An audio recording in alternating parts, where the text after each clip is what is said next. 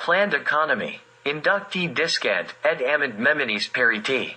May the ignorant learn and learned remind themselves. If we need to build a new house or renovate an old one, we require a plan and a work program. Similarly, at the level of the state, which is our large common home, planning is essential to ensure that all tasks are carried out harmoniously towards specific goals that we want to achieve. Planning has two aspects. The first expresses the collective will for action, starting from the current situation to reach the desired future situation. This involves setting the goals that a nation needs to achieve. The second aspect of planning is to secure the means necessary to achieve these goals. In essence, a plan is the foundation of a country's economic policy that its government should implement. It is not something that guarantees absolute success, but rather an expression of the nation's will striving towards defined objectives. The government of Serbia, any government, if it truly cares for its people and the country, should draft a plan and present it to the public for discussion. The plan should be based on broad consultation with all segments of society. Economics is not a matter of doctrine. Economic planning should primarily be based on the internal conditions and be designed to influence and shape them accordingly, while also considering the external environment. Serbia needs to have its plan for economic, cultural, technological, scientific, and environmental development. It should include specific territorial arrangements and urban plans for each city and village. Only by doing so can Serbia progress towards a better and brighter future. No state should allow itself to lose control over its economy, as it leads to a loss of independence. Certain sectors of the economy must not be under the control of foreign nationals, such as natural resources, energy, defense industry, postal services, and media. Therefore, it will be necessary to review the sale agreements of certain state-owned enterprises that the current government is privatizing. In the economy, it is known what and how can be produced and how profit can be achieved. There are no secrets or mysteries in the economy that need to be uncovered. Everything depends on how the economy is managed and the political will for achieving certain goals. The first and primary problem of the Serbian economy today is to activate the production capacities. First, the branches of the economy that serve as levers in the national economy should be activated. Once they start, other sectors of the economy will also be set in motion. Every national economy has its levers, and some of them are equally important for all economies, such as public works and construction. In Serbia, the automotive and defense industries are still considered levers. Serbia must not allow its economic plan to rely on donations, loans, and foreign investors. In the long run, all of these can cause more harm than benefit. Serbia has favorable conditions for the development of agriculture. With the development of agricultural production, the food processing industry should also be developed. Despite these favorable circumstances, agriculture cannot and should not be the main base of the Serbian economy. Rather, there should also be an industry for which all favorable conditions exist.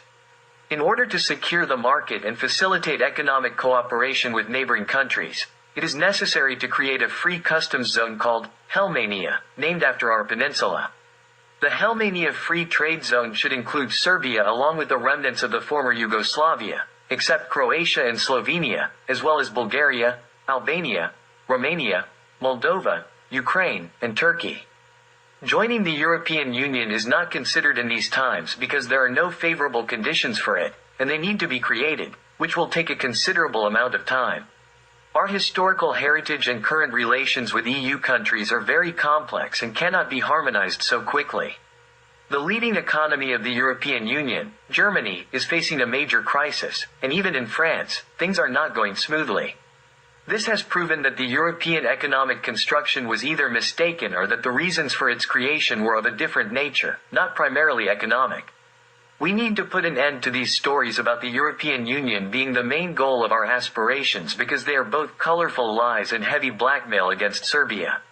Therefore, we should make a separate agreement with the European Union, something similar to what Norway has done. Cities have always been a mirror of society and witnesses to its success or failure. The village reflects the economy of every country. Since World War II, a policy of weakening the villages and dispersing rural populations has been pursued in Serbia. This was done for two reasons. The totalitarian ideology aimed to have complete control over people and to weaken Serbian rural households, which were the basic cell and pillar of Serbian society and economic independence. The goal was to create a larger proletariat economically dependent, at the expense of independent agricultural producers. Consequently, there was a rapid increase in urban population without a corresponding urban development plan.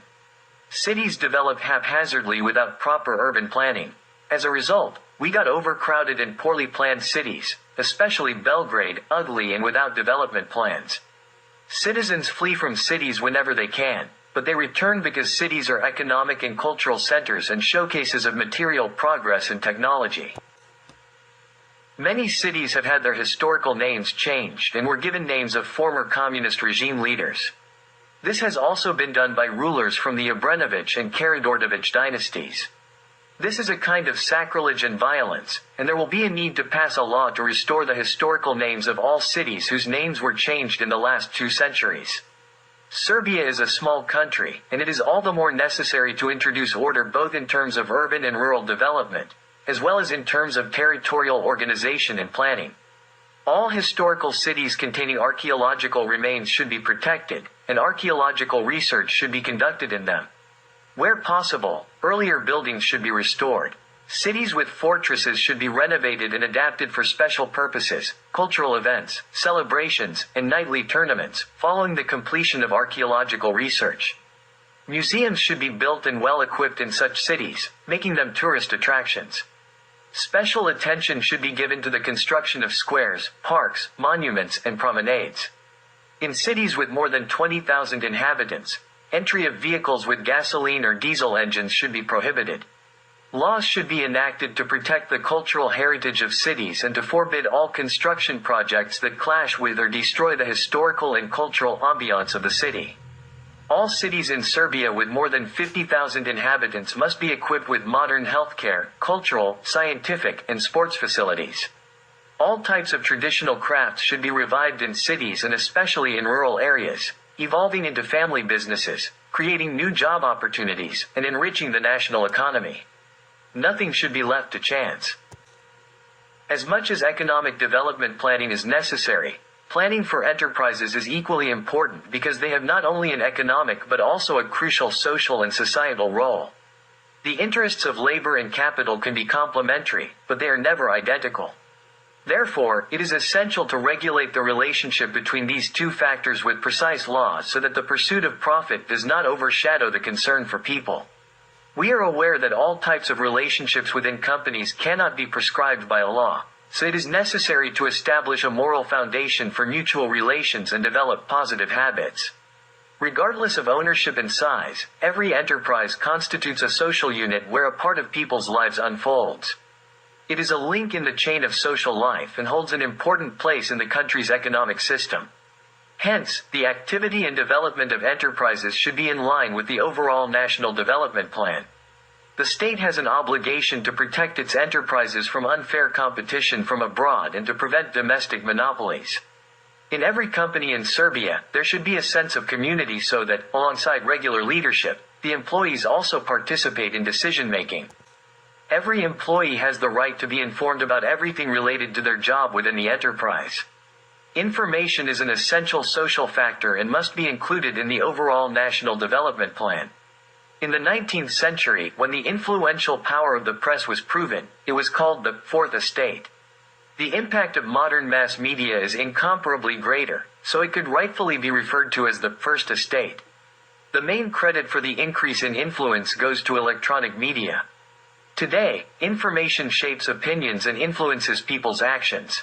It serves as a means of communication among individuals and is a fundamental requirement for citizens' participation in community life.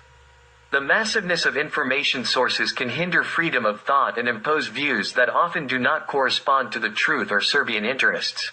Today, mass media has become a means of silencing the modern world and distorting the truth. Information is manipulated to the extent that it becomes misinformation, dominated by lies. There is a great need for accurate and honest information, starting from enterprises, through municipalities, to the state, as it concerns the vital interests of all of us.